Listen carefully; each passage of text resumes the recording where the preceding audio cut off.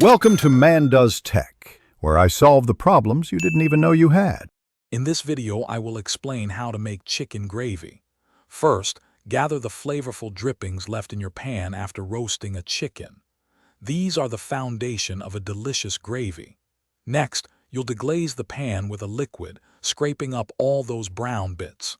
Finally, we'll create a simple roux, which is key for thickening, using some of that rendered fat and a bit of flour.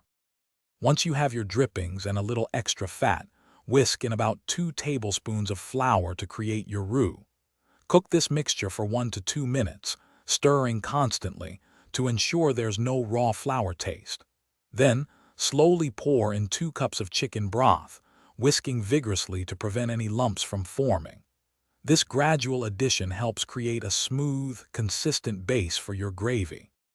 Now, bring your gravy mixture to a gentle simmer over medium heat.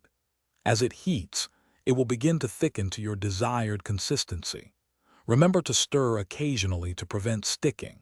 This is also the perfect time to season your gravy with salt and freshly ground black pepper to taste. For an extra layer of flavor, consider adding a pinch of fresh herbs like thyme or sage. For an extra smooth gravy, you can strain it through a fine mesh sieve to remove any small lumps or herb bits. If your gravy is too thick, whisk in a little more broth.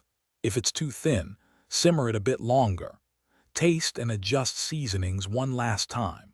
Don't forget to check the description below for a link to Darn Tough socks and other great deals. They're truly worth it for their comfort and lifetime warranty.